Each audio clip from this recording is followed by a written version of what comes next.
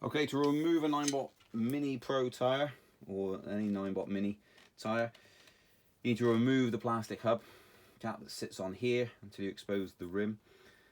Many times it's called a puncture, but it's not really a puncture, it's a tubeless tyre.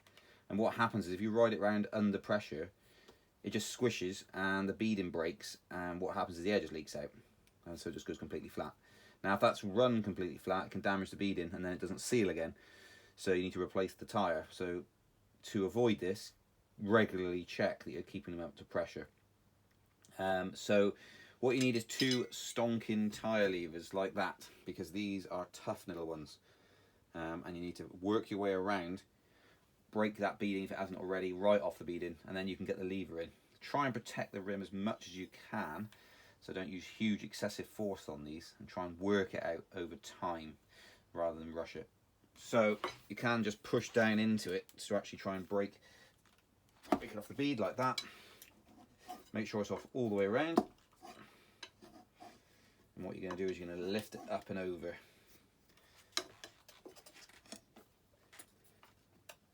Like so. And then get another lever.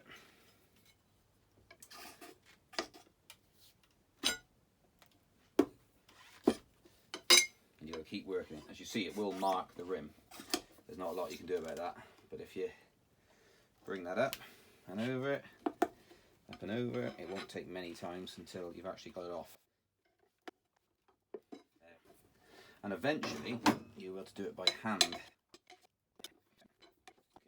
Obviously, you've got 2 sides to this beading.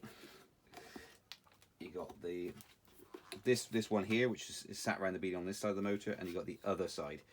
If you're really lucky, you can actually pull it off the beading with a bit of force like that.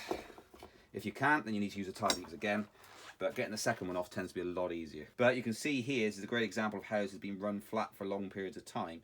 There's actually dust in here, which is not dust, it's the tyre wear, where it's been run flat for so long, over and over again, that you got fragments of rubber in there. That's why it's worn and lost the seal.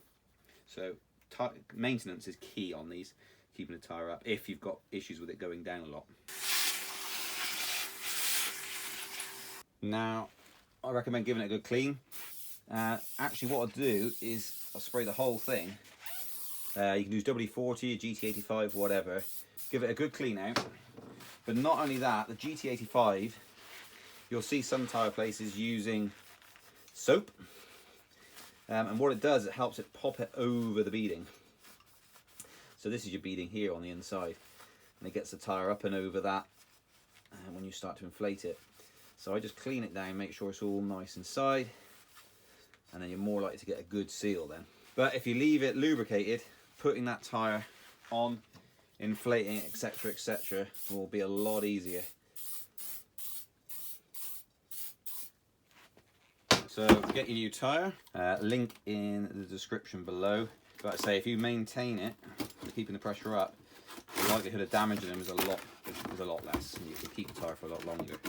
As it happens, this is actually fairly worn, this tyre, so it's had good use out of it. And then all you need to do is push this tyre over and on. So getting it on that floor is really easy. This bit tends to be a bit tougher because it's a brand new tyre, so it hasn't been squished. You have to fight this a little bit to get this on.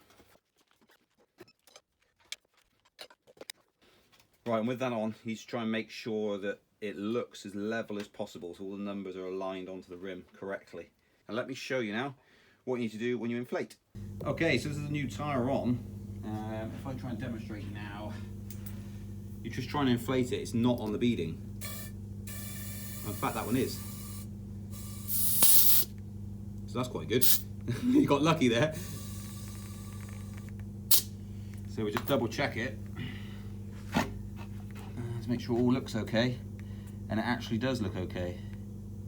So that is pumped up way beyond what it should be up to. So you need a compressor that will probably up to 100 psi to get it to actually pop on. So that's at 80. And it's just making sure it's all completely sealed on. So when you bring it down to pressure, it is actually beaded up and working. Right, well, I've actually done 2 tyres on this one. So let's see if this one causes me as much problems as we usually get when you're trying to inflate them. There you go, see, so nothing happens. When I'm trying to inflate that, air is just pouring out. Now sometimes you can rock it, just try and get it to seal, but that doesn't always work, so you've got a bit of a challenge on your hands. You could layer it in nice soap, try and seal it up some other way. What I tend to do is I spray GT85 or W40 around the rim in here, let it all seep in to try and help create a seal.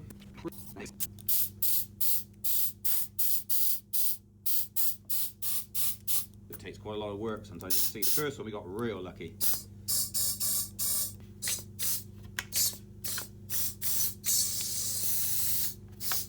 So if that doesn't work, which it hasn't, the other thing you can do is remove the valve from the center here. Now you need a valve removal tool, or you might get away with a little screwdriver, flathead screwdriver. Okay, you can remove that valve. Tighten the valve, keep it clean because it's got a little O-ring on it. And what that'll do is it will be less restriction on the airflow going in, so you're more likely to get a blast of air that'll pop it up and over. There we go. Don't know if you caught that on camera, but it's now sealing up. There we go, you hear the pop. That means it's gone onto the beading. So now, obviously there's no valve in there. So you remove that. That should now be on the beading though. So it should all be good. What we'll do is put this valve back in. Still seeing a bit of bubbling here. It's one of the good things with W40 GT85 on the outside or soap is you can see if it's bubbling anywhere. So let's do it again. Okay, with the valve back in,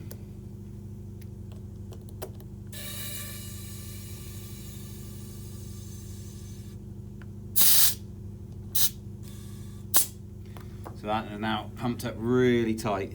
To all intents and purposes, it looks as though it's all good.